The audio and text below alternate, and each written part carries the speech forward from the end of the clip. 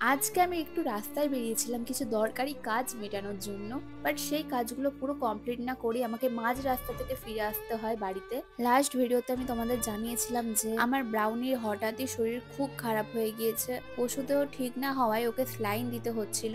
But আজকে যখন doctor আসে স্লাইন দিতে, ওনা খুবই ভয় পাচ্ছিল। একদমই চুপ করে বসে থাকছিল না। বাট একমাত্র ও আমার কাছে শান্তভাবে শুয়ে থাকছিল। বাচ্চাটা খুবই কষ্ট পাচ্ছে। এখনো টানা ১ সপ্তাহ ওকে স্যালাইন দিতে হবে।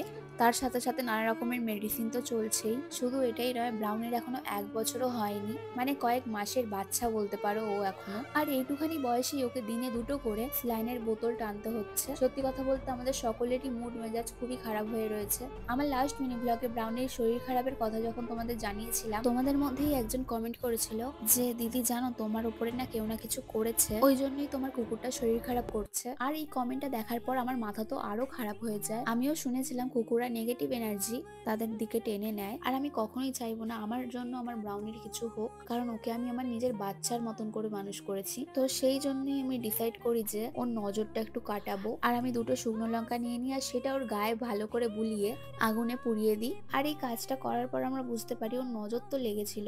সব রকম ভাবেই আমি ট্রাই করছি যাতে ও তাড়াতাড়ি সুস্থ হয়ে ওঠে। আমি তোমাদের কাছে একটাই রিকোয়েস্ট করব, তোমরাও প্লিজ ওর জন্য একটু প্রার্থনা করো যাতে ও সুস্থ হয়ে ওঠে তাড়াতাড়ি। আমি তোমাদের নিজের ফ্যামিলির মতন মনে করি, তাই তোমাদের সাথে সবকিছু শেয়ার করলাম। প্লিজ আমার বাচ্চাটার জন্য একটু প্রে করো তোমরা।